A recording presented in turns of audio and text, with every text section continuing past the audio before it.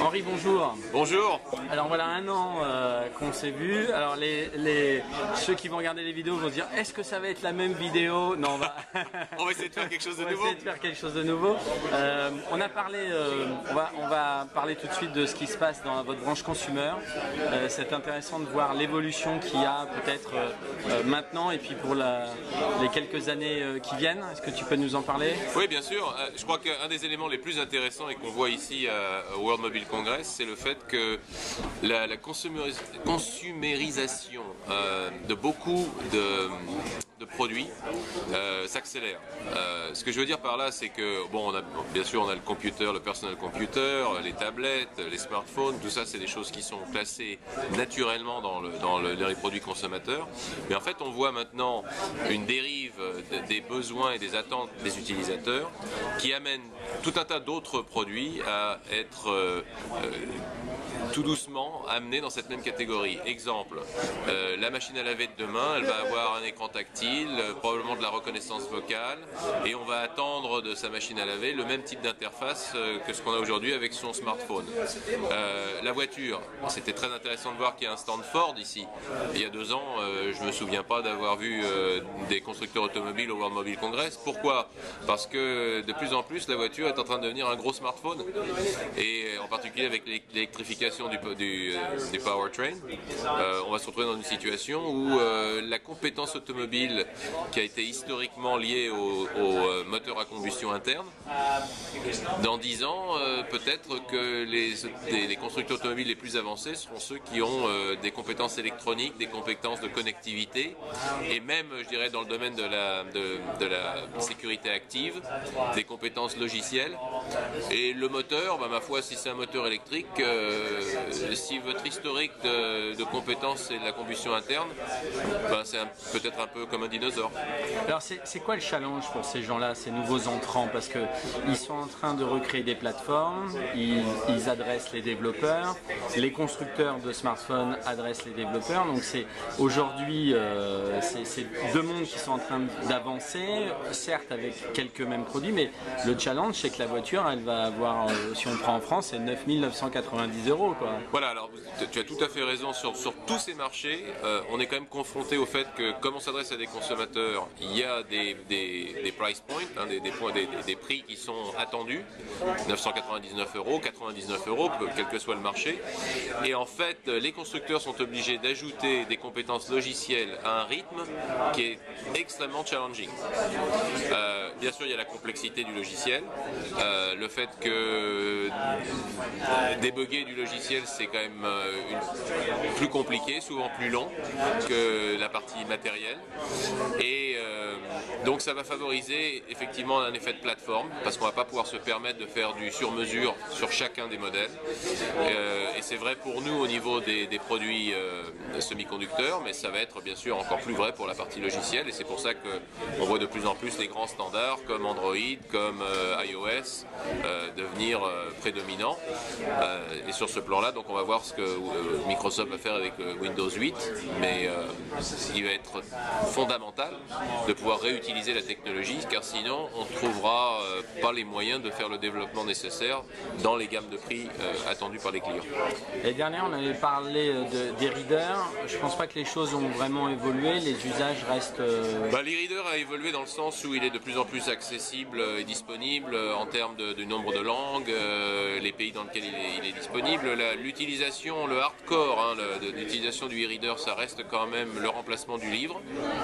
Les tablettes multimédia prennent un petit peu de part de marché, mais en fait très peu, parce que l'utilisation de l'e-reader noir et blanc reste vraiment le vrai lecteur, hein, le vrai remplacement du livre. Alors que la tablette multimédia, bon, c'est un peu l'outil à tout faire, mais on voit bien que les clients ont du mal à passer des heures et des heures à lire sur une tablette multimédia. C'est fatigant pour la vision, et puis en plus il y a des problèmes de durée de vie de la batterie. Donc c'est un marché qui va continuer de développer, mais bien entendu il y a une bifurcation maintenant avec, je pense pour la plus jeune, les jeunes générations achètent probablement plus des tablettes multimédia qu'ils utilisent pour faire de la lecture, alors que les générations plus matures continuent d'acheter de l'e-reader noir et blanc en remplacement des livres. C'est quoi les challenges pour vous là, dans les 12-18 mois qui arrivent là, en tant que... Bah pour nous, enfin il y a beaucoup de challenges, hein, ouais. Des challenges de fabrication, parce que... La réduction, c'est... Bah, vous savez, on a eu quand même une année extrêmement traumatique en 2011, hein, qui s'est passé après qu'on se soit vu, mais le tsunami à Sendai nous a fait beaucoup de mal, parce que nous avions une usine qui a été entièrement détruite. Il a donc fallu accélérer le transfert de nos produits sur nos autres usines. On a terminé ce processus, mais pratiquement là on est dans la phase finale, mais ça a été donc assez traumatique. On peut dire que c'est des problèmes tactiques, mais enfin des problèmes importants. Donc sur le futur, pour nous ce qui est important, c'est de continuer à positionner l'entreprise au-delà de ces marchés traditionnels. Bon, on est très connu dans l'automobile, on est très connu dans les réseaux wire et wireless.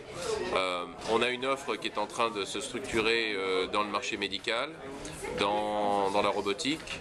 Là, il y a des grosses opportunités de croissance. Et puis donc dans les produits de grande consommation, les produits consumer, cette convergence dont on parlait nous offre des opportunités de croissance intéressantes, parce que nous n'étions pas une société très consumer, hein, on ne trouve pas Freescale beaucoup dans les produits de grande consommation, mais là, du fait de la convergence, ça va nous offrir des opportunités intéressantes. Et donc le challenge, c'est culturellement de ne pas arriver sur ces marchés consumer avec des attitudes industrielles qui sont liées à des cycles de vie beaucoup plus longs. Ouais. Parce que le problème dans le consumer, c'est que le produit naît, est vendu et meurt très rapidement. Et donc pour nous, il faut qu'on puisse adapter nos cycles de développement de façon à être compétitif sur ces marchés.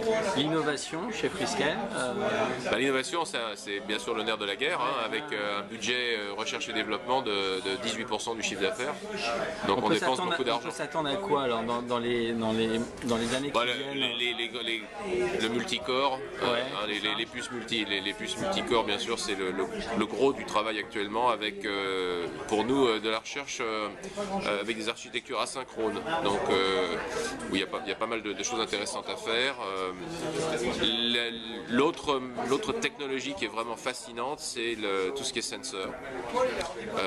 Bon, on peut dire c'est un peu la révolution iPad, hein, c'est la réalisation que donc tout ce qu'on touche, tout ce qu'on manipule doit être en liaison avec l'utilisateur par le biais de sensors. C'est un vrai sens avec ce qu'on a dit, la machine à laver, si on peut faire un geste pour faire démarrer. Exactement. La ménagère, elle sera contente. On le voit de plus en plus, et donc que ça soit dans le domaine de la sécurité, dans le domaine donc de la facilité d'utilisation, mais il y a des applications qui vont devenir très intéressantes. On travaille avec des fabricants de jeux sur des manettes qui auront de la détection d'émotions.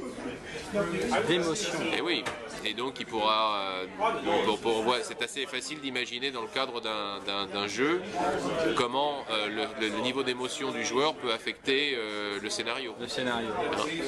Donc il y a plein de choses intéressantes qui sont vraiment à l'intersection du médical, du consumer, de l'industriel, et bien sûr tout ça connecté. Je crois que l'autre grand trend, c'est que les 15-20 dernières années, la plupart des connexions étaient faites par des computers qui faisaient beaucoup de calculs. Le réseau local, l'internet a été créé par des universités pour échanger des données. Et dans les 20 ans qui viennent, la majorité des connexions seront faites par des machines qui transmettront des petites quantités de données, mais de façon très systématique. Et je pense qu'une des opportunités les plus excitantes pour nous, c'est la partie analyse.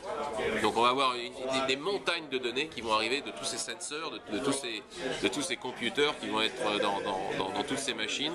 Et définir un sens et tirer des conclusions et des leçons de toutes ces données, ça va être absolument fascinant. Alors c'est fascinant, mais ça peut faire peur, hein, si on se rappelle robot. Ah bah c'est Big Brother, voilà, c'est Big Brother, absolument. Il faut faire attention, la sécurisation des données, la confidentialité, tout ça, ça va continuer à être très important. Et pour nous, donc, qui sommes un acteur majeur dans les réseaux, de plus en plus des techniques d'encryption et la nécessité de s'assurer que l'accès à ces données plus ou moins confidentielles est protégé est bien sûr un élément clé. Henri, merci. Merci beaucoup.